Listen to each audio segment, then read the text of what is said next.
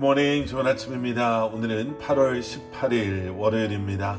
여러분, 이번 이 한 주간도 여러분들이 계신 곳에서 말씀을 묵상하시며 말씀을 통해 허락하시는 하나님의 은혜 가운데 주님과 동행하시는 삶을 살아가시는 여러분들 되시기를 기도하겠습니다. 특별히 이번 화요일부터 내일부터 시작되는 말씀 묵상반, 여러분 아직 늦지 않았습니다. 어떻게 신청하시는지 여러분 광고를 통해서 다 들으셨으리라 생각합니다. 여러분 가능하시면 일주일에 하루라도 시간을 내셔서 함께 말씀 묵상을 하시며 또 말씀 묵상을 통한 그러한 은혜를 함께 나누시는 그러한 귀한 모임에 함께 하실 수 있기를 적극 추천합니다.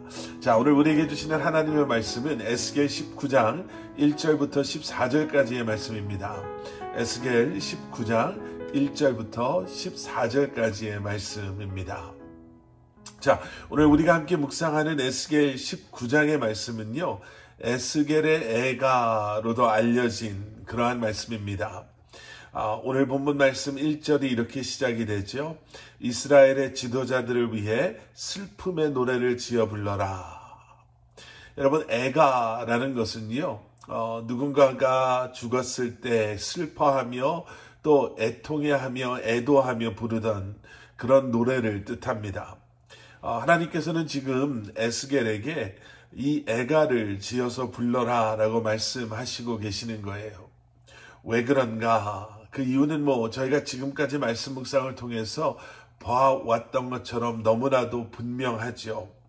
남유다의 멸망을 하나님께서 이미 보여주셨기 때문에 남유다의 멸망이 이미 하나님께서 확정하신 심판으로 다가오고 있기 때문에 이 이스라엘을 보며 남유다의 이 멸망을 보며 울어라, 애통해 하여라 라고 말씀하고 계시는 것입니다.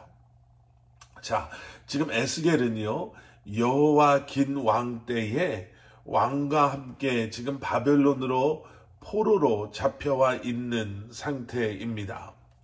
그리고 그곳에서 남유다의 마지막 왕 시드기야 왕의 남유다를 하나님께서 지금 바라보게 하시는 거예요. 심판이 임박한 바로 그 남유다를 이제 시드기야 왕을 끝으로 남유다에 임하게 될 바로 그러한 하나님의 심판을 보면서 슬퍼하라라는 것입니다.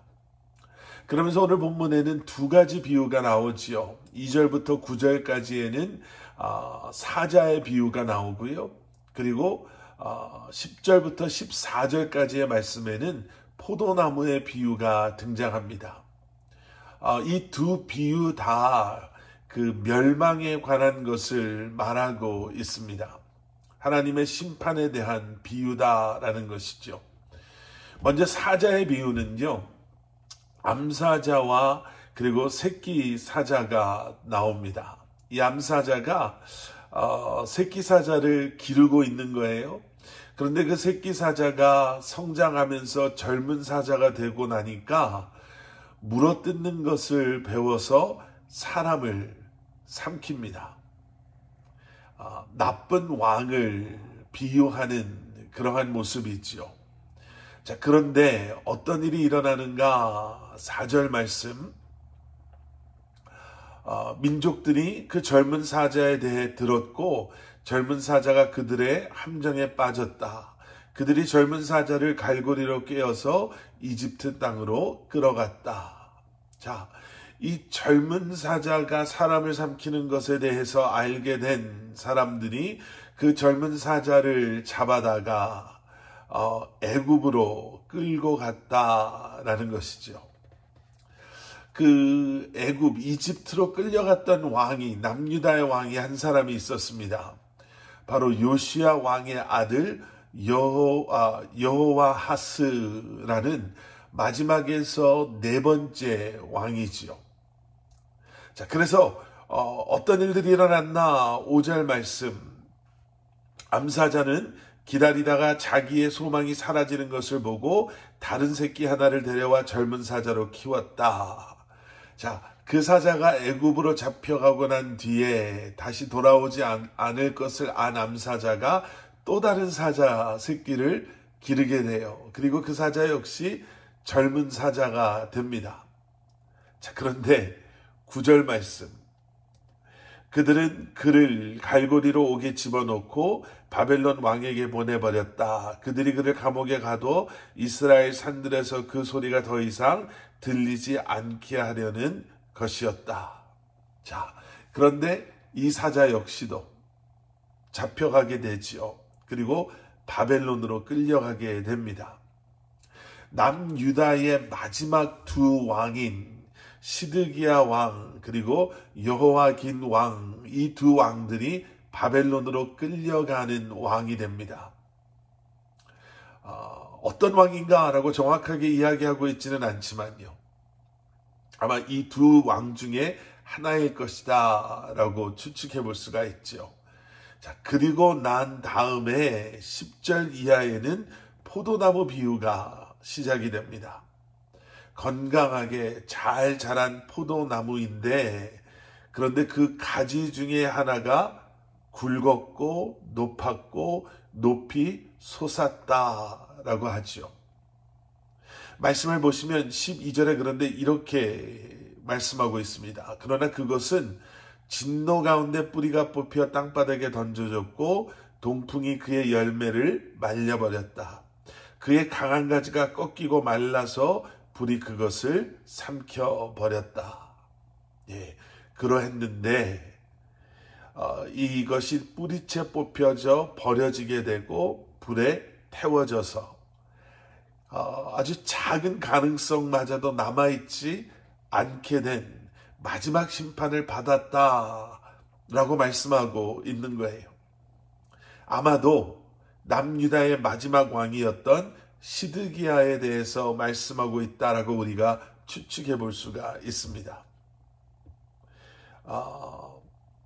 그래서 결론이 14절에서 이렇게 기록되어집니다.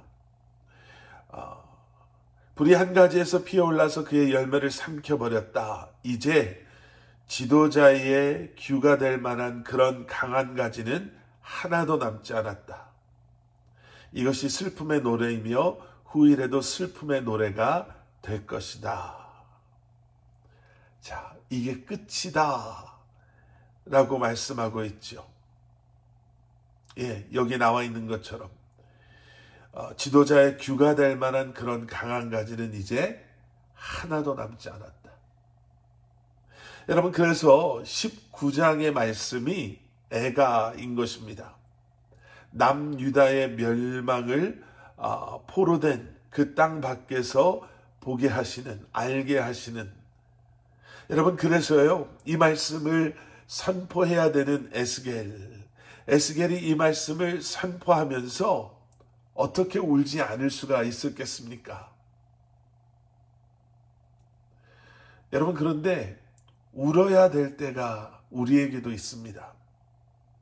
울 수밖에 없는 때, 무너지는 세상을 바라보면서 이제는 더 이상 악이라고 하지 않고 그 악을 행하면서 아무런 죄책감도 느끼지 않는 변질된 세상 속에 살아가는 우리에게 믿음의 자리를 하나둘씩 떠나가 버리는 우리 자녀들을 바라보면서 점점 비어져 가는, 그리고 껍데기만 남아있는 교회들을 바라보면서 여러분 울어야 할 때가 있습니다. 울며 기도해야 하고 울며 하나님의 이름을 부르짖어야 하고 하나님의 자비와 긍휼이 이 땅을 회복시키시고 예수 그리스도의 십자가가 다시 한번 세상 사람들로 하여금 그 십자가 앞에 나아오기를 소망하며 우리가 울며 기도해야 될 때가 있습니다. 어쩌면 오늘 이 아침이 그러해야 할 때이고요. 어쩌면 오늘 이 아침이 여러분들이 여러분들의 자녀들과 여러분들의 가정, 여러분들의 교회를 놓고 울며 기도해야 될 때일 수도 있습니다. 울어야 할 때 울 수 있는 것, 울어야 할 이유를 보여주실 때, 기도해야 될 이유들을 보여주실 때 울며 기도할 수 있는 것 역시도 은혜입니다.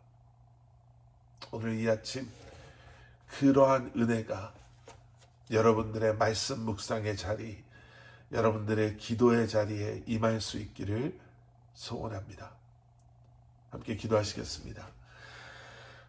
사랑의 아버지 하나님, 우리가 마땅히 봐야 할 것들을 보게 하시고 깨달아 알아야 할 것들을 깨달아 알게 하시며 울어야 할 때 울게 하시고 기도해야 될 때 기도하게 하시고 주님의 이름을 불러야 될 때 주님의 이름을 부르게 하여 주시옵소서. 다시 한번 우리의 눈물을, 기도를, 부르짖음을 보시고 들으시고 응답하시는 주님께서 우리의 기도의 자리에서 우리를 만나주시고 그 기도를 응답하여 주시기를 다시 한번 소원하며 오늘도 주님 앞에 나아가는 저희들 되게 하여 주시옵소서. 예수 그리스도 이름 받들어 간절히 기도드렸사옵나이다. 아멘.